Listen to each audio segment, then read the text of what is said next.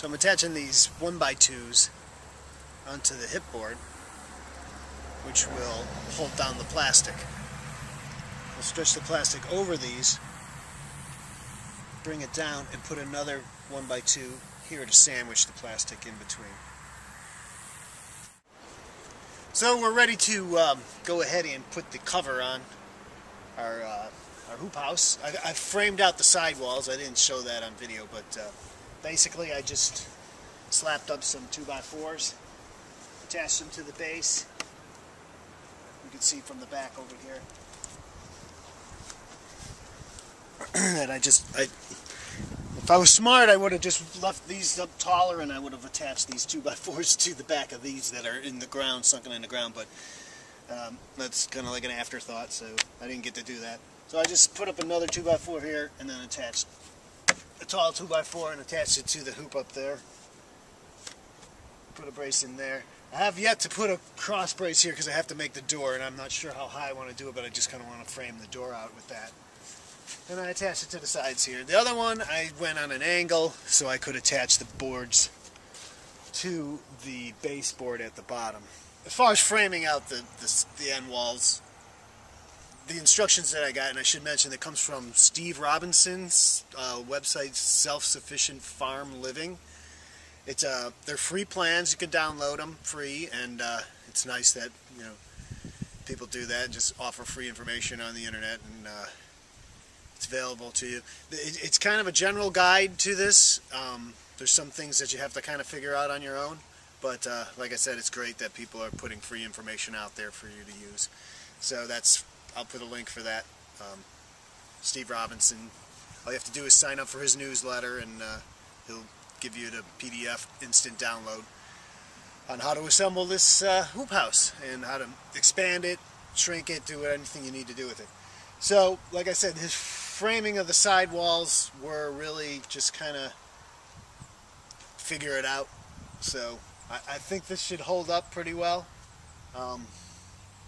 So anyway, onto the plastic.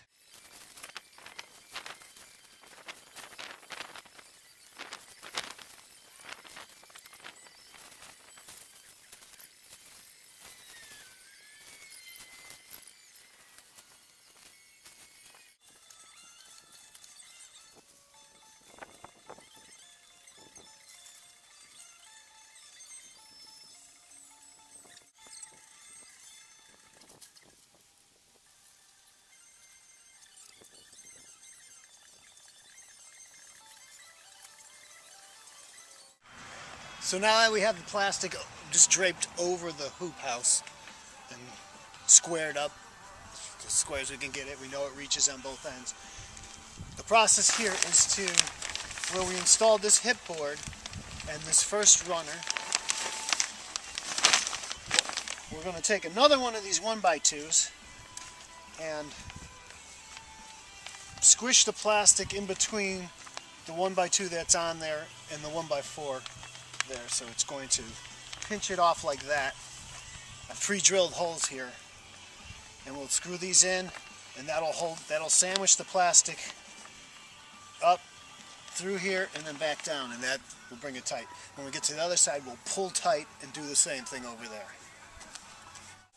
Alright, so what I did was I pulled this tight on this side. Well, first I pulled it tight on this side over here. While Patty was holding the board and holding the plastic tight over there on that end, I pulled it as tight as I could over here, and I taped it, duct taped it to the arch, the first arch, and pulled it, got it as tight on this as I could. And then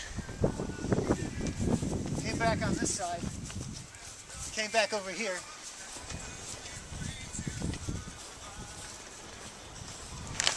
and I pulled this tight over here, and we put this first runner in. We put this first board in, and tightened all this down while we were pulling down on this also. So now that we got our first one in, it seems like the first one was the hardest one, so we'll see how it goes from here.